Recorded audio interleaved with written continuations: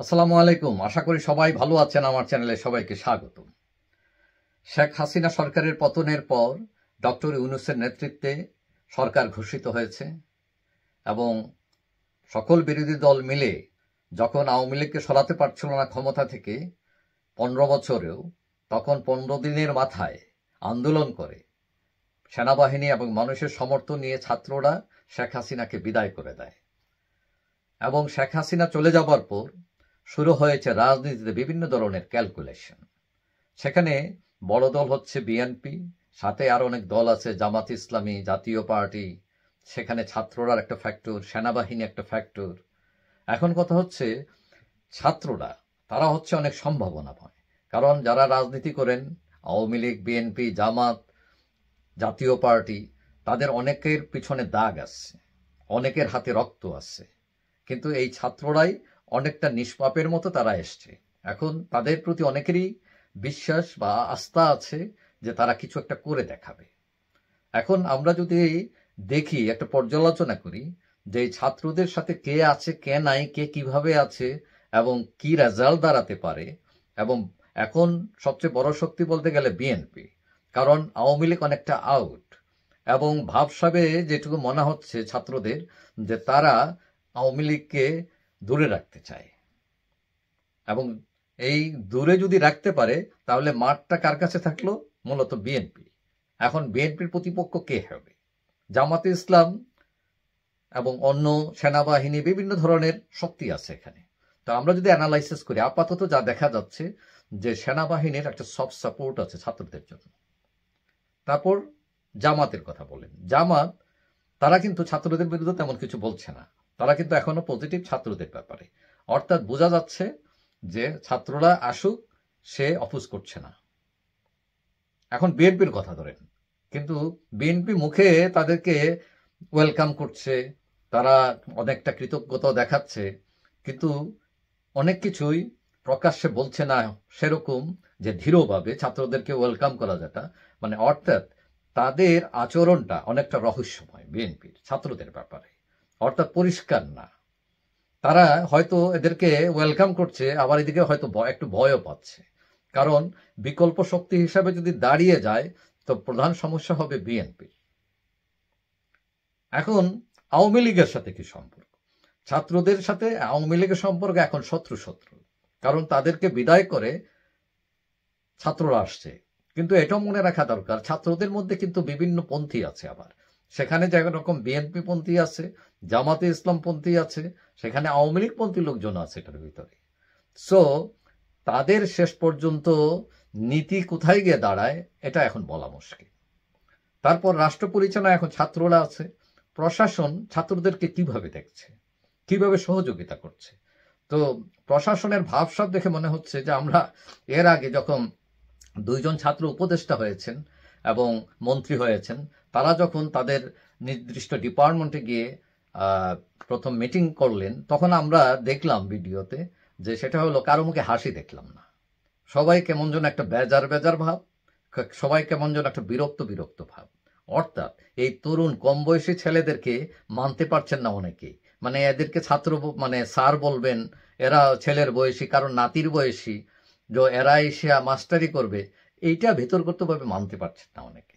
এখন তাদের প্রশাসনের দৃষ্টিভঙ্গিটা অনেকটা রহস্যময়, কারণ আমাদের সমাজে ওই যে একটা আছে যে বয়স বেশি, হ্যাঁ, সে মনে করে সে সব জানে, মানে বাচ্চাদেরকে খুব একটা পাত্তা দিতে চায় না, ব্যাপারটা এরকম আমাদের মনমানসিকতার প্রবলেম। এখন আওয়ামী লীগকে মাইনাস করতে চাচ্ছে অনেকে, এখন ছাত্রদের সাথে আরো অনেক দল আছে। তো এখন এই দলগুলোর ভূমিকা কি হবে এটা নির্ভর করবে ছাত্রদের সাথে বিএনপির সম্পর্কের উপর, তারা কোথায় দাঁড়ায়। তবে আওয়ামী লীগ হচ্ছে এখন কমন শত্রু, বিএনপির শত্রু, ছাত্রদেরও শত্রু। কিন্তু নির্বাচন যদি করতে না পারে আওয়ামী লীগ, তখন কি করবে? আওয়ামী লীগ হয়তো তার লোকজন স্বতন্ত্র নির্বাচন করবে অথবা অন্য কোনো ব্যানারে গিয়ে নির্বাচন করবে, অর্থাৎ আওয়ামী লীগকে আপনি একদম আটকাইতে পারবেন না। এখন এদিকে আরেকটা ফ্যাক্টর হচ্ছে জামাত এবং বিএনপি, জামাত বিএনপির দূরত্ব বাড়ছে।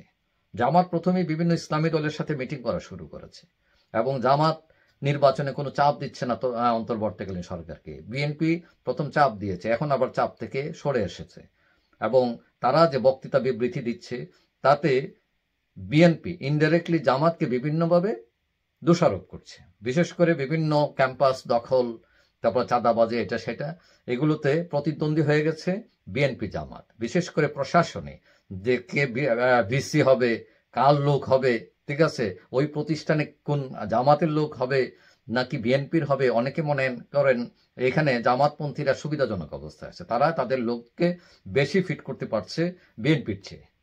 তো এখন কথা হচ্ছে এখানে শুধু বিএনপি জামাত আওয়ামী লীগ সভ্য নয়, সেখানে সেনাবাহিনী একটা শক্তি, কারণ সেনাবাহিনীর একটা মৌন সাপোর্ট আছে ছাত্রদের প্রতি।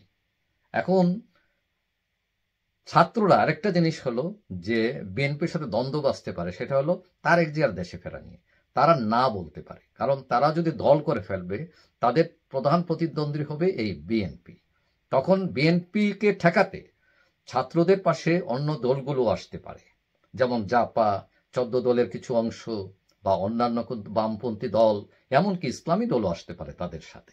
সো মাঠে বিএনপি ভার্সেস ছাত্র, এটা দাঁড়াতে পারে। তখন বিএনপি আউট হয়ে যেতে পারে তৃতীয় শক্তির ইন ছাত্রদের নেতৃত্বে। এই হিসাবটা, এমনকি এই রাজনীতিতে এসে আওয়ামী লীগও একসময় ছাত্রদেরকে সাপোর্ট করতে পারে, কারণ রাজনীতিতে খুব শেষ কথা বলতে কিছু নাই। কারণ আপনি মনে করতেছেন আজকে যে ছাত্রদের বড় শত্রু হচ্ছে আওয়ামী লীগ, কিন্তু মাঠে যখন বিএনপির প্রধান শত্রু থাকবে তখন সে তার টিকে থাকার জন্য, তার জয়ের জন্য, তখন পার্শ্ব শক্তিগুলোকে সে সঞ্চয় করবে, যোগ করবে উঠে দাঁড়ানোর জন্য, এবং সেটা প্রকাশ্যে না হলেও গোপনে হলেও তারা করবে। এবং আওয়ামী লীগ হয়তো তখন চান্স নিতে পারে বা একটা অক্কে আসতে পারে ছাত্রদের সাথে যে ঠিক আছে, তোমাদেরকে আমরা সাপোর্ট করব, কিন্তু আমাদেরকে ইন করতে দাও। এবং সেটা ছাত্ররা মেনেও নিতে পারে। হয়তো কয়েকজন, বিশেষ করে শেখ হাসিনার মতো কয়েকজন যারা বেশি কালার্ড, তাদেরকেও তারা অ্যালাউ না করতে পারে, কিন্তু তারা অ্যাভারেজও বলতে পারে যে ঠিক আছে, তোমরা রাজনীতি করো, সমস্যা নাই, কিন্তু অমুক অমুক আসতে পারবে না।